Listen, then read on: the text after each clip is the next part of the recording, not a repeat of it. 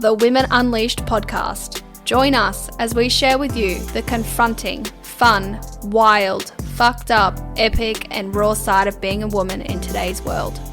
Come along on our journey as we dive deeply into what makes us tick and how we create our lives. Nothing is off limits.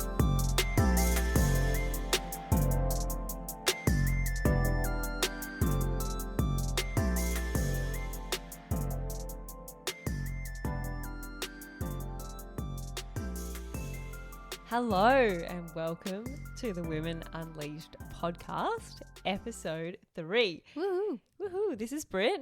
And Taylor. And today we are going to talk all things about my eating disorder. Yeah. And how and when it started. And Taylor's prepared some really awesome questions that I don't think I've ever had to answer about the eating disorder before. Yes. So... yeah, well, I think it's going to be really good, and obviously you're not the only one that experiences this, and I think it's important to share your story and your journey so that it may impact someone else's life as well. But I think it's important to note that we are not trained in mental health, psychology, eating disorders or anything, so please also get professional and medical advice if you need. Definitely. Anyone who's listening that has an eating disorder, that these episodes will be incredibly useful.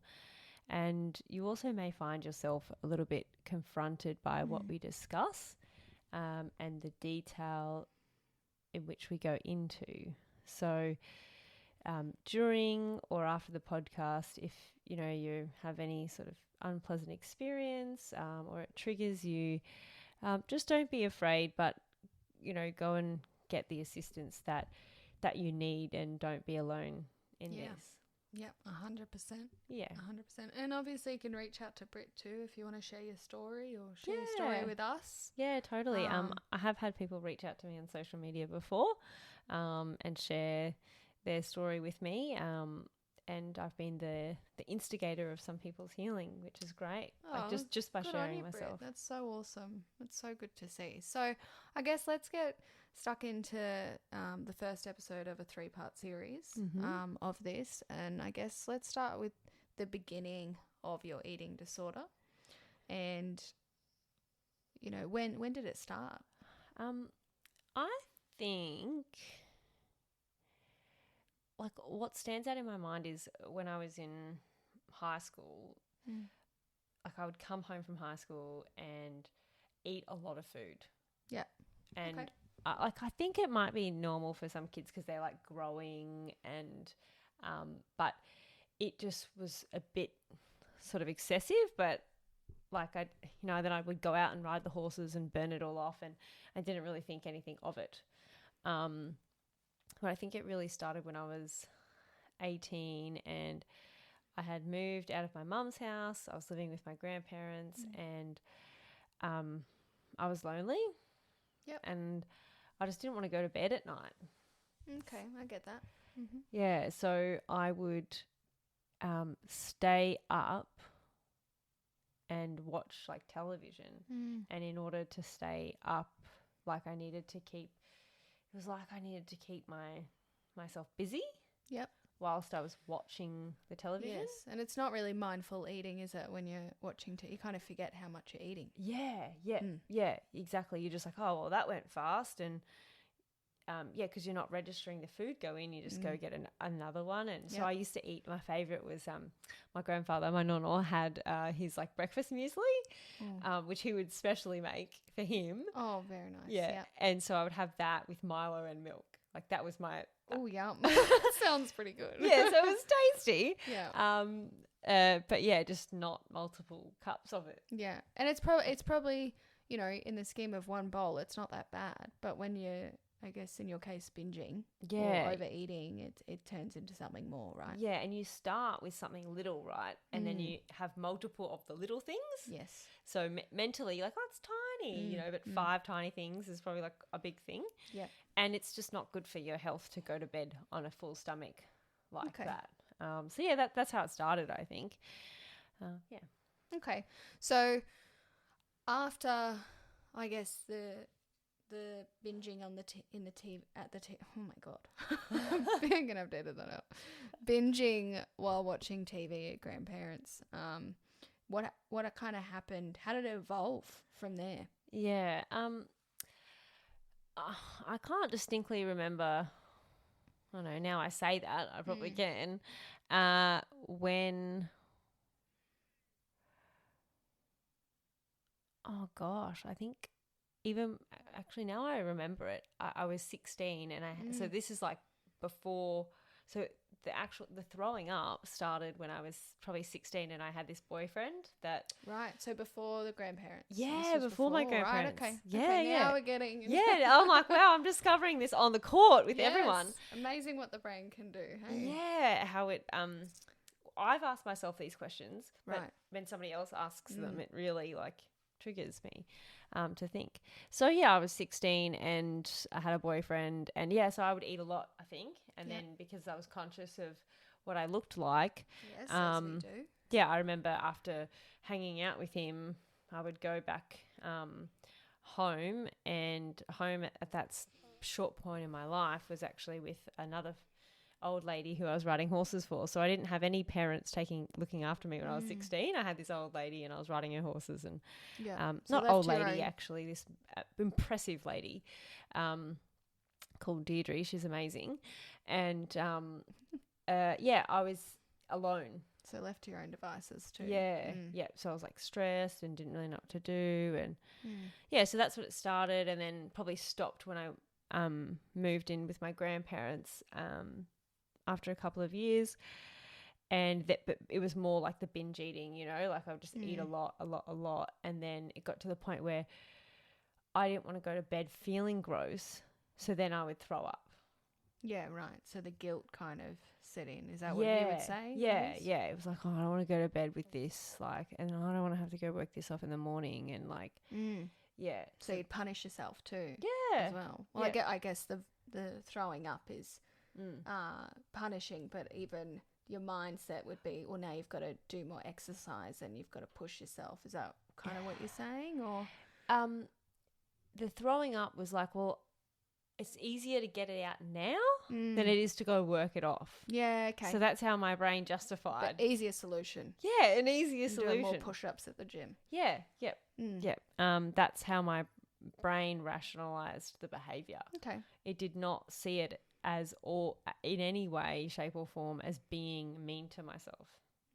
Like, yeah. No way. You just thought it was a solution. Yeah, exactly. I got myself into one hole, I'll get myself into another hole, and then another one. Goodness. So thank you for sharing so far too. I know it must take a lot for you to be open and honest with all of us. Yeah, because I've never really explored like the start of it and what it looked like. So yeah. So I guess you've kind of shared what it looked like. We have shared what it looked like. The You've start shared of it. where it started. What things did you find reflecting now were your bigger triggers? Yeah. Being alone. Okay. Yep. Being around people as well, because Anybody or certain people? Family, I found that quite challenging. Yep. And when I say being alone, probably just like being alone at night, and at times like studying, you know, it was easy to procrastinate by eating food than by just getting the work done. I'm sure we've all done that, Britt. Yeah. You're all alone there. Yeah. And then later on, like at work, there would be something challenging to do, and I just didn't want to do it. Like, so it's kind of emotional eating. Yeah, emotions at the time. That's going on. Yeah. Definitely turned into emotional eating, and happy emotions and sad emotions. So both sides of the coin. Yeah, Wow. I later discovered on my journey, like to where I am now, that I would eat to avoid really sad emotions, and I would eat to then tamper down the really happy, pleasurable emotions as well. Right. So you kind of were trying to make yourself feel numb with food. Yep. Just go right in the middle. Just keep me right there, not feeling a thing. Wow. That's a big discovery. Yeah, it was huge when I saw it not that long ago. Yeah. So from what I'm hearing from what you're sharing with us today is that the binging was probably more problematic's probably not the right word, but that occurred more often than the purging, or did they always go together? No, the binging would happen more often than the purging. But at its worst, it was like binge purge, but it was never like eat a normal meal and then I need to go throw it up. Like I wasn't like you had to binge to purge. Yeah, exactly. I wasn't purging so that I could like become like a stick. It was just to get rid of the excess food that I had eaten. Yeah, so that's why it was never really visible to people, because I would just eat normally. Yeah, or even eat a little bit more than normal. Yeah. You're just extra hungry that day, so it didn't stand out. So very, I guess, kind of puts into perspective how many other people are doing the same thing and people aren't noticing. Or people are thinking that it's just normal to want to purge after you've had a big night snacking. You know? So I think that relates to probably more people than we really know. Was there people, I guess, at school, or because when you started at 16, but obviously you would have been leaving school pretty soon after. Were you around people that were kind of experiencing the same sort of thing? Like, did you kind of all, I guess it's probably not but did you all kind of binge together? Like, was there some? Yeah, that's a good question. It was nothing. I never spoke about it with anyone. Yeah. So if my friends were doing it, I didn't know about it. Right. Okay. Yeah. And my only exposure to an eating disorder was probably when I was 12 or 13, and my mum's goddaughter, her mum was my mum's best friend forever and ever. She had anorexia. Right, okay. And she was hospitalised for it. So, I mean, I saw that and I had in the back of my mind, like, that's, I justified my behaviour by saying, well, I don't want to get to there. Like, I don't want to be skinny. You're not that bad, right? Yeah, I just got this thing that I do where I eat lots of food and then I get rid of it. And look, I was super lucky. Mine came in waves. So like I may not do it for a month or two and it'll be really bad for like 2 or 3 months. And when I say really bad, like 2 or 3 times a week, maybe. Okay. And then it would go to nothing and then it would slowly get better and worse. And I just think that would be linked to periods of my life where I was really, stressing myself out about things. And not knowing how to deal with it. Yeah. So just when things got overwhelming, that would be a big trigger for you to start the process again. Yeah. And I knew it was getting bad because I would force myself.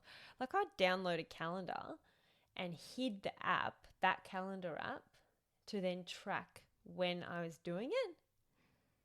So nobody could, like if someone got my phone, they wouldn't know, but I knew, and I would use that as a way to like get myself present to reality about how often I was doing it. And I would look back and go, okay, that's too many times, So it's still okay, but you can only do it twice a week, not 3 times. Is that kind of what that looked like for you? It was more like I tracked it to go, okay, like if I was getting out of control.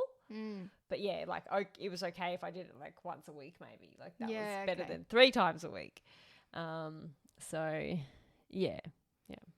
It's amazing how much control you took just on how you were eating and not in how, it seems to be, and what I have heard is the reason why certain people have eating disorders is because they just want some form of control in their life. They want to just have control over something, and I think that happens a lot with younger people, depending on their parents and where they're who they're around. And it just sounds like the control for you is obviously the binging and the purging, but then you even go to the next level of tracking it. Like you really wanted to have control over your eating. Yeah, I really didn't see that until just, like, because the eating disorder is control itself, and then I was controlling the control. Yeah, wow, there you go. Yeah, just sort of vicious circle, right? Yeah, it is a vicious cycle, and you wake up in the morning, you go to bed with this weird feeling in your stomach, and then you wake up and like it just, there's a certain taste in your mouth that you have when you wake up after you've purged the night before. Yeah. It's really distinct memories. I was about to go on that tangent earlier was, I did it in waves. It wasn't like constantly every day after every meal. And so my people who have purged a lot have, deteriorated the enamel on their teeth. They have damaged their esophagus or their sphincter because of the sheer force that they have developed and applied in order to be able to throw up. Yes, I was literally going to start asking you about what impacts it has on your body, because we do the health one, like if you don't need to throw up and you keep making yourself, and I would assume at some point you would have to be quite forceful, especially if you were so anxious about needing to purge and your body wouldn't let it. I'm sure you would find ways to make sure that you could, right? You could. Oh, yeah, 100%. Like down to being strategic with how I drank water, and which fingers I used, and what types of food. Like I would be so strategic. I'd be like, I'm going to eat that brownie because I know it comes out real slick. Like, wow. Whoa, yeah. So there's the even more control, right? Now you're controlling how the purge will be. I would eat food knowing that I was going to throw it up. Wow. Yeah. Wow. When it first started, it was, like, I don't know. And then, wow, I threw this thing up. And then, it got all the way to, I'm going to control my eating. Yeah. Like, completely. Yeah. Yeah. Yeah. A little bit lost. I didn't, like, you hear a lot about eating disorders and the different types. And the main ones I'm very aware of is anorexia. And in your case, the binging and purging. But hearing it from yourself in such, I didn't know the extent as to how much it took over your life and how much you like were tracking in the whole process. I just thought you'd eat too much and then think, I regret doing that and purge it. But there is so much thought, and it must have been exhausting. Yeah, it was exhausting. It was consuming. Like just thinking about, what will I eat? What won't I eat? Like you've got your normal meals, 3 meals a day. And then I was on top of that, like in between, and then thinking about throwing up and making myself bad and wrong for doing that, and then going on the cycle. I would have sometimes when it was really bad, I would eat, throw up, eat, throw up, eat, throw up. Like in the same night. In the same session. Right. Okay. Yeah. Okay. Yeah, like I'd go back again. It was really even awful. your body would have been like, please stop. Stop hurting me. I didn't know it at the time though. Of course not. And there's nothing. Well, I knew it was wrong, but I just didn't want to do anything about it, I guess. Yeah. Well, it is a disorder. It is a mental. It's. Yeah, disordered eating is disordered thinking. Yeah. Yeah. Yeah, and it's not something that you can just heal overnight, it takes work, and you have created from the age of 16 these habits that you have had to break, right, to have a healthier, happier life. So it's, they talk a lot about habits and routine, and that was your routine. Yes. Yeah, it was. And it's hard to break. It's, being on your phone, or like there's being on your phone, trying to get exercise, like there's so many things we're always trying to change in our habits, and that unfortunately was just one that you had. Yeah. Yeah. Yeah, it is a habit. Yeah. Yeah. Seeing it like that also helped me be not so significant about it. Yeah. Yeah. Yeah. That's good. Yeah, Well, that I definitely. think probably leaves us for this episode. I think think we left people in the thick of it. Like, Yeah, I agree. But hey, cliffhanger. Yeah. We will be back. Yeah. Thanks, Taylor, for having me explore those questions in that time of my life. And if you have any questions, please just reach out. There's also the Butterfly Foundation. Okay. They provide a lot of resources for eating disorders. Then at the National Eating Disorder Foundation. Amazing. So we will see you at the next episode where we're going to talk a little bit more about Britt's journey and share with you. Great. Thanks, Awesome. Taylor. See ya. Bye, everyone. Bye.